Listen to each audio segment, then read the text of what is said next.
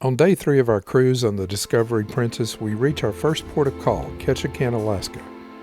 After embarking from Seattle, Washington on Sunday and sailing through a somewhat rough sea day on Monday, we woke up in port and spent most of the day exploring Ketchikan before sailing away north toward a beautiful sunset in the Inside Passage. Join us in Ketchikan, Alaska.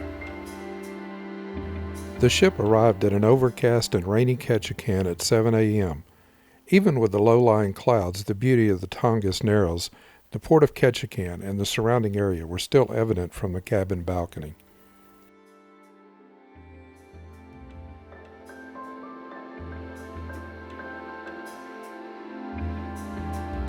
By the time we were dressed and ready, the ship was ready for passengers to disembark, and we headed through the Piazza to the exit ramp on Deck 5 to begin our exploration of Ketchikan.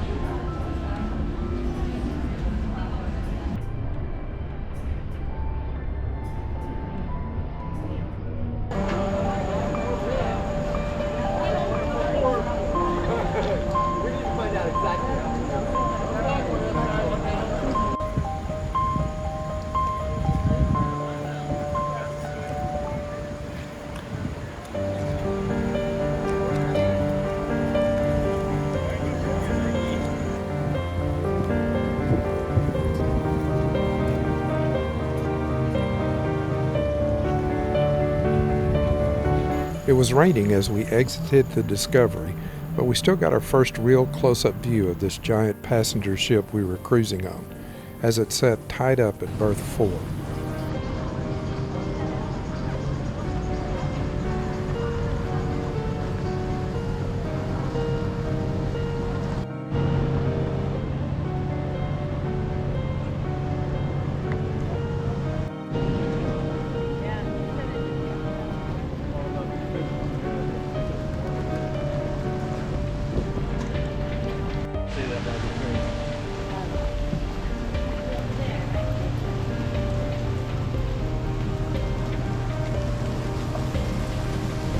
Berth 4 in Ketchikan is located about a half a mile from the main waterfront at berths 1 and 2.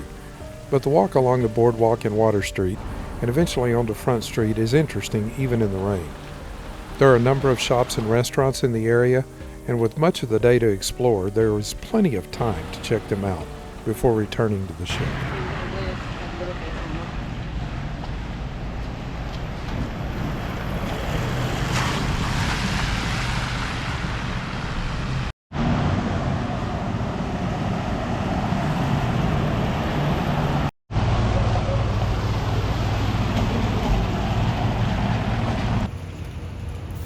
While walking along Front Street, I spotted a coffee shop and bakery across the street, so I had to cross over to give it a try.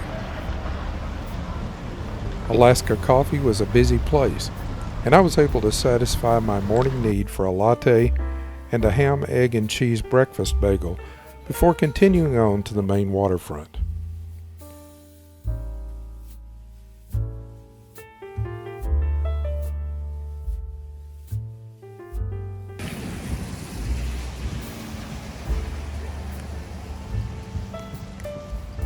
After a short walk of a little over a block, we reached Mission Street and berth 2, which this morning was the home to the 960-passenger Viking Orion. Berth 2 is also home to the Rock, a bronze sculpture which represents a vision of early Alaskan pioneers. Mission Street is home to the well-known Ketchikan sign that we will get a better look at later upon our return to the ship.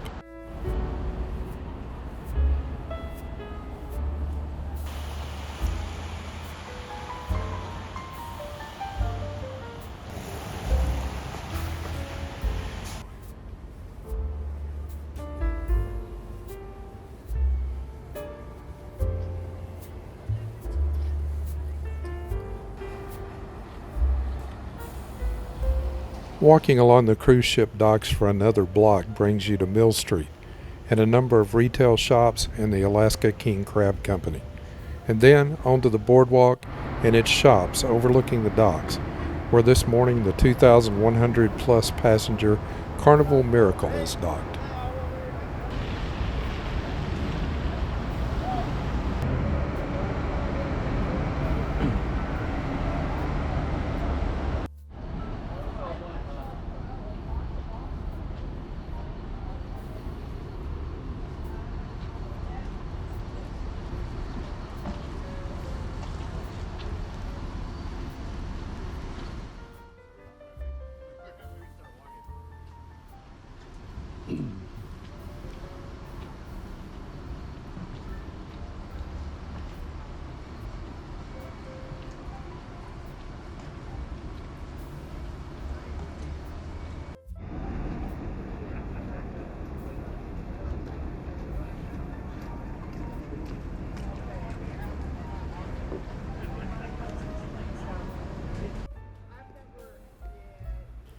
Just around the corner are more shops and restaurants, and the Great Alaskan Lumberjack Show on days when the weather is a little more cooperative.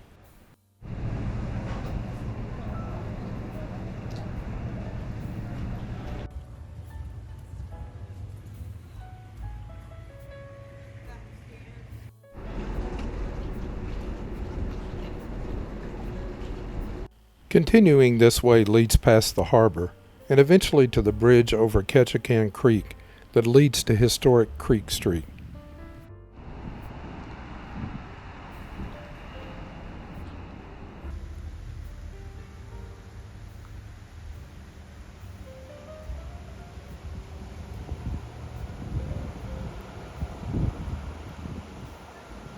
I stopped here to take a few shots of Creek Street and Ketchikan Creek, for which it was named, before crossing the bridge over the creek to the Creek Street Boardwalk.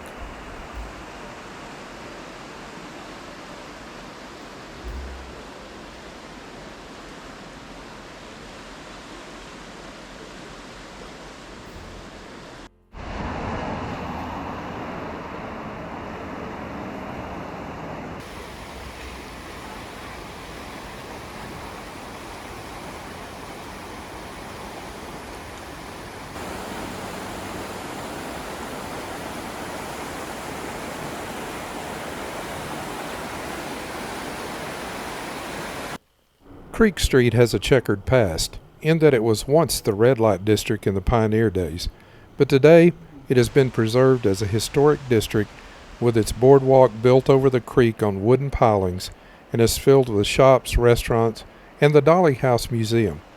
At certain times of the year, it is also a great place to view the salmon run as they make their way up Ketchikan Creek.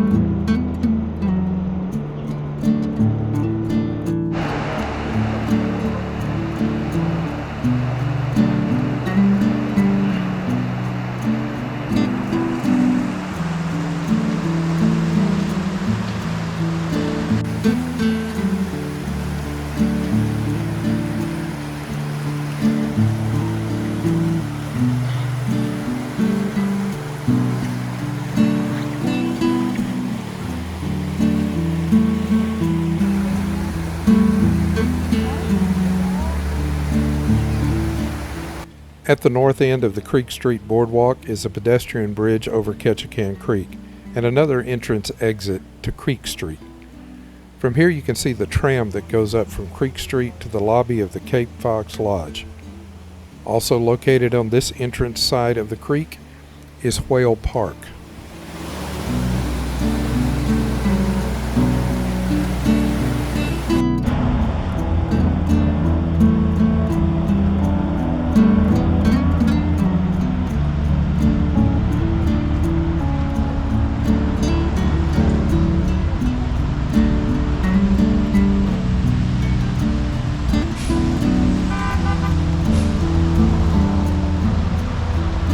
After leaving Creek Street, I headed down Mission Street back in the direction of the waterfront and the cruise ship docks. There are more retail shops and restaurants in this area, along with St. John's Episcopal Church.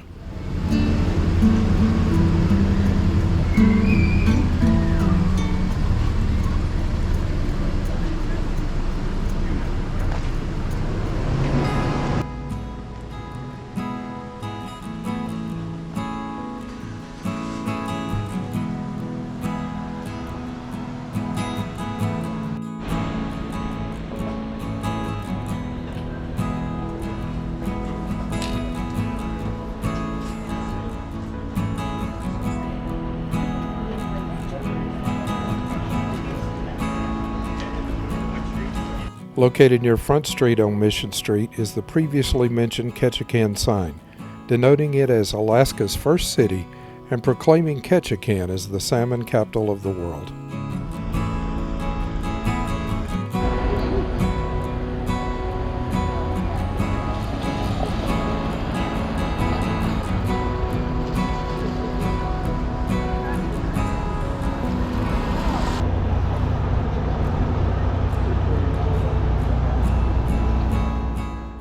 Mission Street ends at berth 2 of the cruise ship docks, where we were previously. Here you will find stands for tours, food, and other things, like this lady who was selling tours for Ketchatour.com. Welcome to Alaska. We do trolley tours of the island, 90 minutes. We leave every 30 minutes. We show you the highlights of Ketchikan. We show you our local wildlife, show you a good time, take you out on our trolley, tell you some stories, and bring you back to your ship. Now, I have no affiliation with Ketchatour, but just wanted to give a quick shout out to this woman who seemed to be working hard in the rain.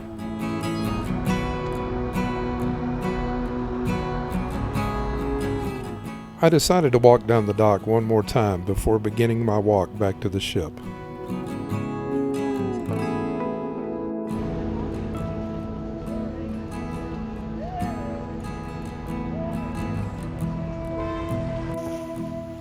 I headed back to the ship down Front Street, but decided to take the tunnel this time to get at least a few minutes reprieve from the rain.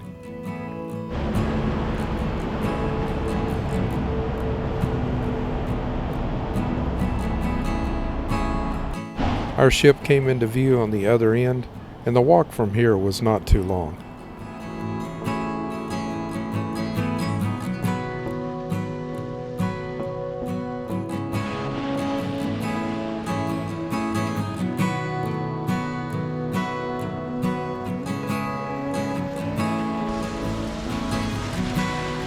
Just past the tunnel, I found this shot interesting in showing the height of the Discovery Princess, as it stood visible above the roof of this building. Before heading back through security to reboard the ship, I took a couple of minutes to admire the largest ship in the Princess fleet, at least until February of 2024, when the Sun Princess, at 20% larger, is set to debut. Launched in 2022, Discovery is 3 times the size of Titanic, carrying 3,660 passengers and 1,346 crew members on its 19 decks.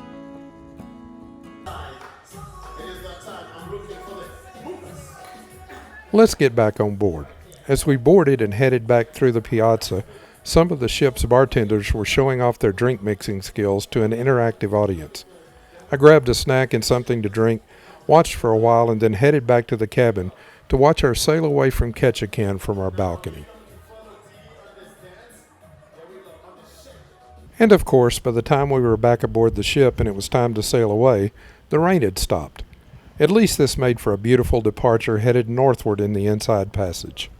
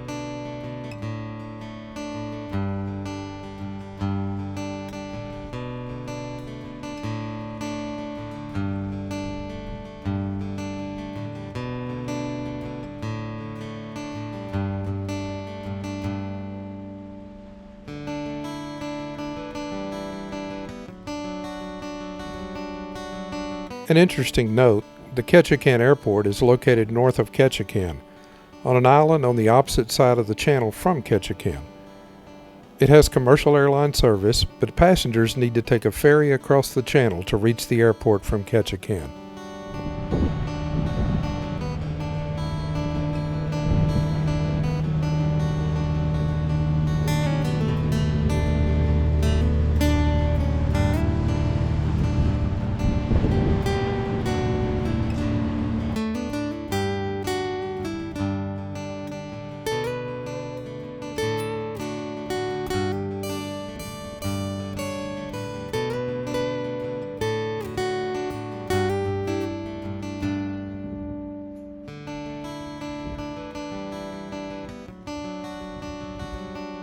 During our ship's transit through this area, our timing allowed us to observe and video an Alaska Airlines flight taking off from the airport.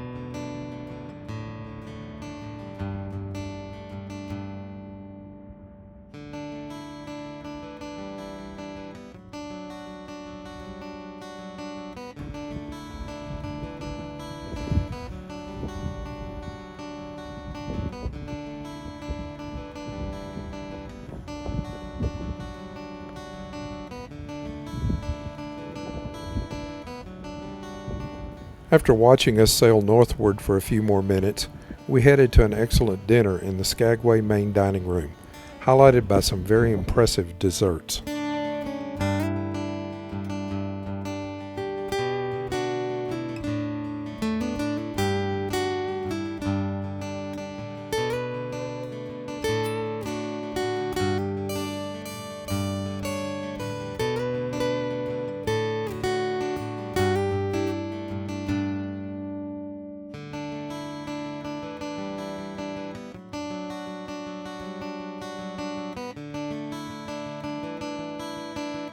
By the time we were finished with dinner, the clouds had cleared, leaving us to observe an absolutely amazing sunset from the ship's balcony before heading back to the Piazza.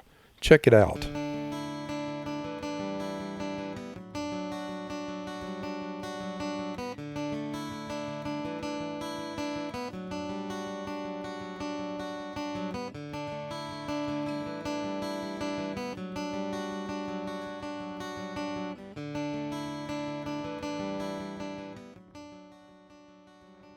After dinner, entertainment was in full swing in the Piazza, with the combined entertainers from the ship joining together to play international music from their various countries. It was very popular, as you can see from these scenes.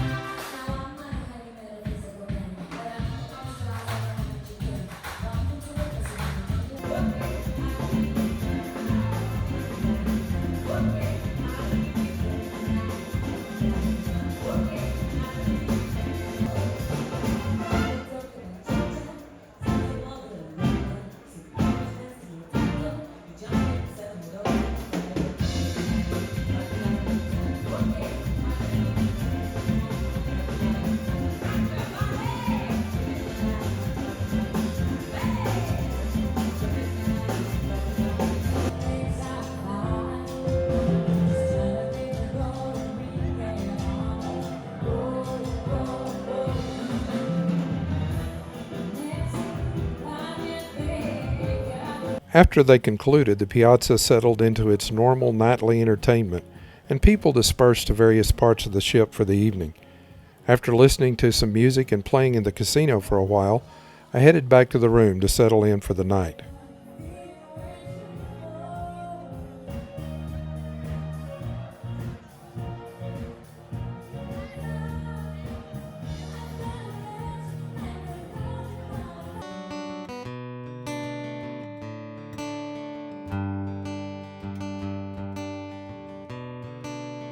We were awakened by the captain at a little after 1 a.m. to inform us of some exciting news. We have northern lights. I found the aurora borealis almost impossible to video, and in fact got the best videos of the movement of the lights from the bridge camera view on the television, but it didn't show the colors. Fortunately, a fellow passenger with a digital SLR camera was able to capture a nice shot and was kind enough to share it with us.